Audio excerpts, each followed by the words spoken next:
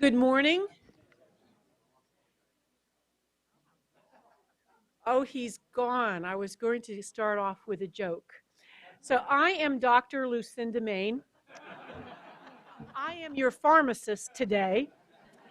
And not only am I not a physician, my doctorate is a PhD. Seriously, though, by way of introduction, I was stimulated to think about this concept that our professionalism and our code of ethics, which underpin our professionalism, hopefully, are in fact really dynamic concepts. And to demonstrate that, I will admit that when I was born a few years ago, that the code of ethics maintained by the American Pharmacists Association actually declared me in violation of the profession's code of ethics should I talk to a patient about his or her medication. Now, yeah, wow. I didn't enter that profession. I entered the one that had thrown that code of ethics out and replaced it with a much more contemporary code.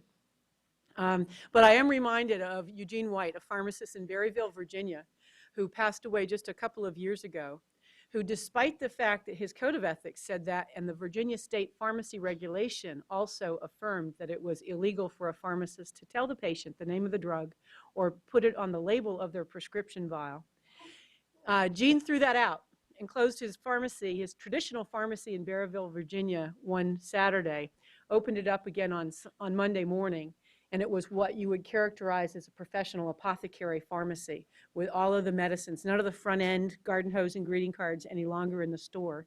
And he made that step to say that it was unethical for him not to share his education with his patients. And the profession was transformed in some measure because of him.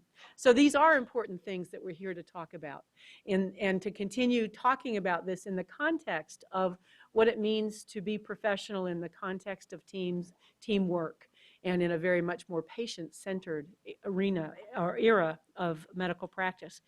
We have two speakers in this segment of our program. Jody Frost, who I met as Gandhi, and I always say Gandhi first, Jody Frost. As per your program, our colleague from Uganda, unfortunately, was unable to travel.